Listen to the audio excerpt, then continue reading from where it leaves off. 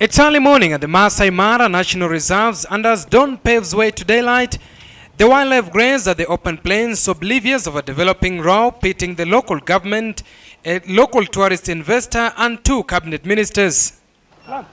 And this is a bone of contention.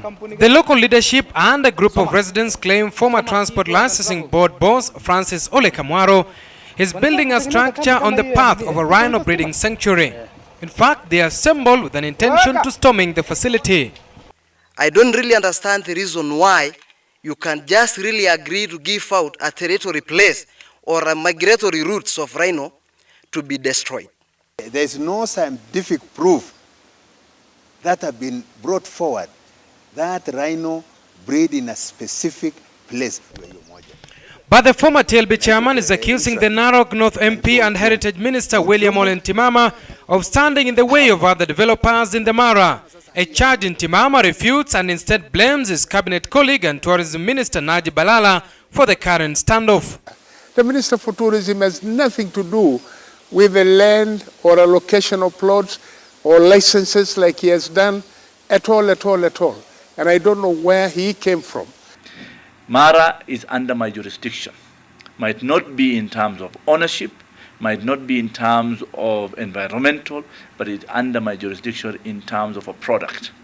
And I am going to be a lead government agency to bring all the government agencies as well as stakeholders. We all agree together to formulate what is the betterment for Mara.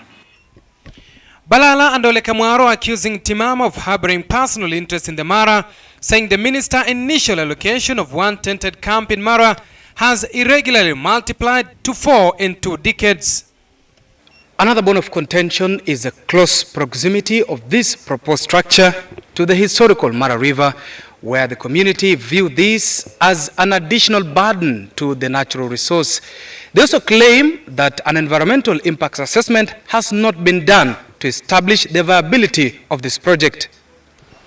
But in a letter dated January this year, the National Environment Management Authority, NEMA, cleared the project, which has since been given the red light by the Narok County Council.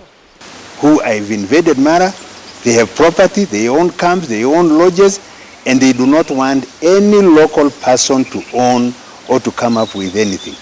But these concerns that are there are mainly rivalry of business, as well as using political networks and godfathers to block other genuine investors. No. It is no business rivalry at all. Like if you want to talk about, say, Governor's Camp, it has been since 40 years ago. And it has nothing. It's not near even Governor's Camp, this Olkeju Rongai. What is near is Olkeju is near there, and as you have seen, so it has nothing to do with that. In the meantime, Ntimama has sought the intervention of Prime Minister on the matter as an investor and a contractor ponder their next move. When this project is completed, the proprietor says it will provide more accommodation and open up the Maasai Mara to the outside world. But the industry players already based here would have none of it, saying the market here is already saturated. It's now feared that if this business is not regulated, we may have more designs and variety of such establishments than flora and fauna species found in this iconic part of the world. From Maasai Mara, this is Sadiq Shaban reporting.